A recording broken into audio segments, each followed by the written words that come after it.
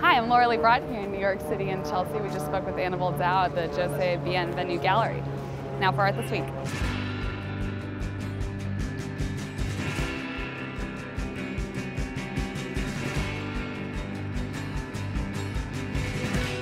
So you're sitting in front of the body of work that was exhibited here at the Josée Bienvenu Gallery. I was wondering if you could speak a little bit about these pieces and sort of maybe what the message is behind them.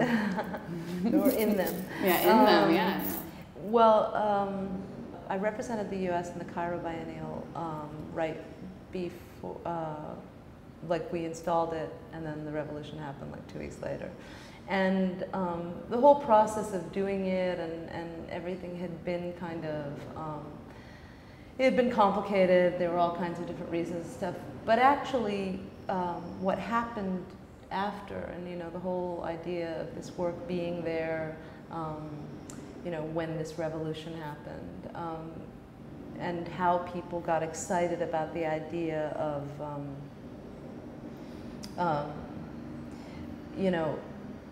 of other people having a revolution, and us here thinking, and a lot of the stuff with Occupy, and people thinking, like taking inspiration from the Middle East, and I'm from the Middle East, so I'm from Lebanon, so I'd experienced a lot of, early on the resentment towards it, and then the way this whole thing changed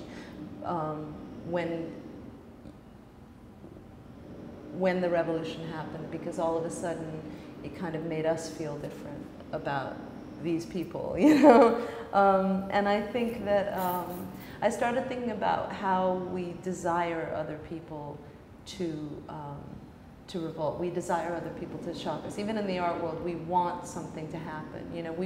Our desire is to witness the desire of the other.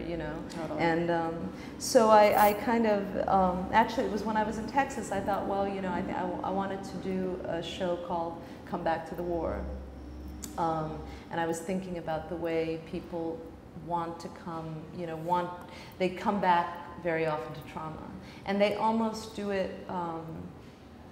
They kind of need to, I think, in one way, but they also, we all talk about the war in Lebanon. Of course, it was awful and whatever, but that was our childhood and our experience. So we kind of come back to these places of trauma, sometimes out of desire.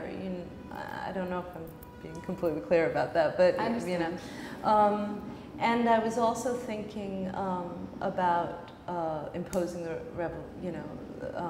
the desires I was saying before. So I wanted to do two shows. One was Come Back to the War, and the other was You Say I Want a Revolution, which, taking, and I was thinking about music and popularity and shifting that one word and what it means, in the song, and also,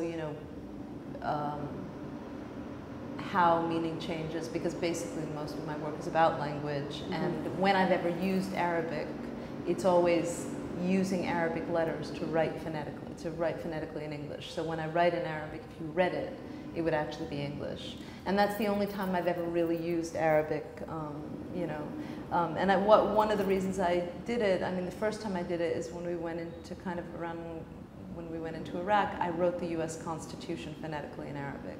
And so you could, if you read it, it would just be the Constitution, but yet there was something kind of frightening, it was at a time that people felt quite frightened of what Arabic meant. This was kind of right after September 11th. And, anyway, all that to say, I ended up doing Come Back to the War in Berlin. And then this here, which is You Say I Want a Revolution. And as I started, I'd always been using text, basically writing the text repetitively, kind of creating a sense of sound for me. That's a lot of what the text is. It's like you have to read it to see it, and seeing, and it questions where you are, and it questions what seeing is, because you're seeing the text and there is something aesthetic about the work, but at the same time you have to shift into reading, and that puts you back, and so that creates a kind of vibration. For me, it's about creating that kind of vibration that does have something to do with sound. So these works are 2 of 12 basically I took the whole long wall in the gallery and I created these kind of pieces of the wall in a way. And they all say exactly the same thing on them. There's only one sentence. It just says, you say I want a revolution. And that red word, for example, is a revolution. And I cut, you know, in some cases, for example, that one just says a revolution, a revolution. This one says, you say I want a revolution. But none of it is written, it's actually cut into the paper. So even the part that you see, it's either cut in or the pieces that were cut in are pasted on. And part of the reason that I was doing that is about them, in some sense, like, does the language have any substance, you know? And of course, because it doesn't mean anything in English or in Arabic, basically. I mean, you wouldn't be able to read this. Yeah, I was actually going to ask that, yeah. It's interesting because it was in this case, it became a bit of a problem because, for example, with the Constitution, you knew the Constitution was there. I mean, I've done this very rarely. I don't do it very often. I do it when I really feel that because I'm interested in misunderstanding. I'm interested in the look of things not being what they are, the meaning not being exactly what it is, but not by playing around with anything complicated, but just by using like things that we take for granted, you know, that we just say, you know, not really trying to create a complex idea with language, but just looking at the complexity of language itself just by putting it there. And, you know, you say I want a revolution, really, what does it mean? These are very, you know, kind of straightforward, simple words. It's a song that we take completely for granted, you know, and yet there's a shift in it. And so anyway, basically the pieces, I wanted to do a thing where you could actually, a work where you could actually feel that the whole thing was in some sense one and many at the same time. And so it became kind of like all these pieces, there were spaces between them. You can see these are framed after, and then I was thinking, in framing them afterwards, they become like an archaeological find, like a piece that's left of something, you know?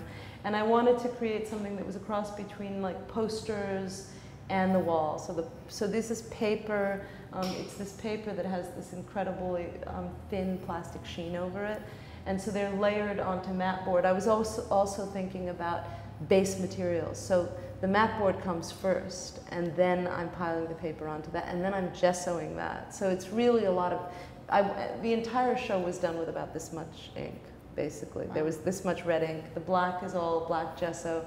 I really wanted to use as little material as possible, you know, just have it and then all the text is cut out. So it's almost, the idea was, is it there or not there really in a way, like is you know, what becomes of this thing, this revolution, this thing, you know, and what is desire, how can we, you know, what is the ephemerality of desire, of revolution, what comes after, what's the relic of it, you know, does the echo of it stay?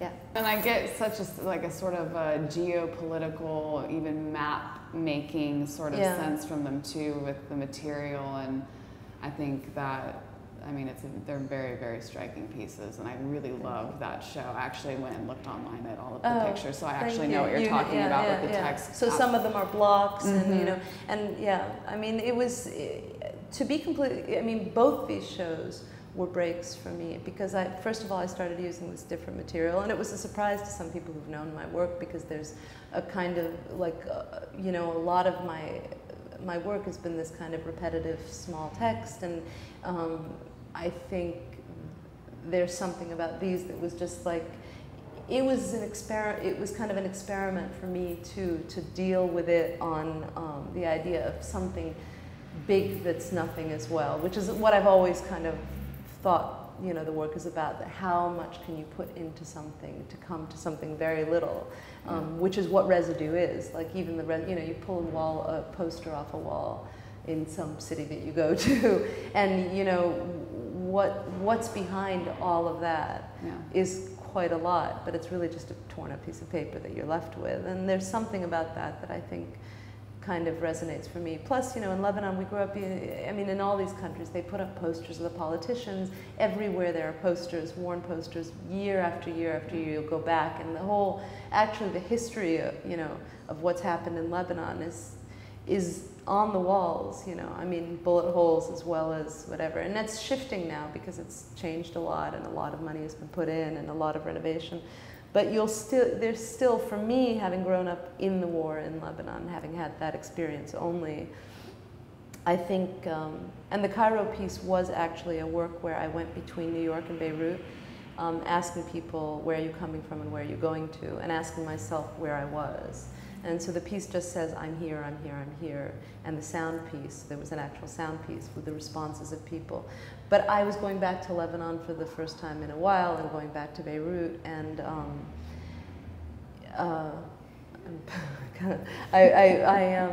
I'm saying that because for me, what that place was, you know, like, is those battered walls. Like, the newness of what is now and everything that is now is kind of foreign to my experience. And with respect to come back to the war, which all of these ideas were for me also thinking my familiarity is with the war. You know, less with the place. If I were to say there was any identity issue in my experience, I would say it's more having grown up in a war. And I think there's a connection with people having grown up in places like that that is maybe even stronger sometimes in the cultural place itself, and the food and the smells and whatever, which are strong, of course, and you know, but yeah. We want to thank Annabel for speaking with us. In Dallas, she is represented by Conduit Gallery. They can be found at conduitgallery.com. Well, that's it for Art This Week. Thanks for watching.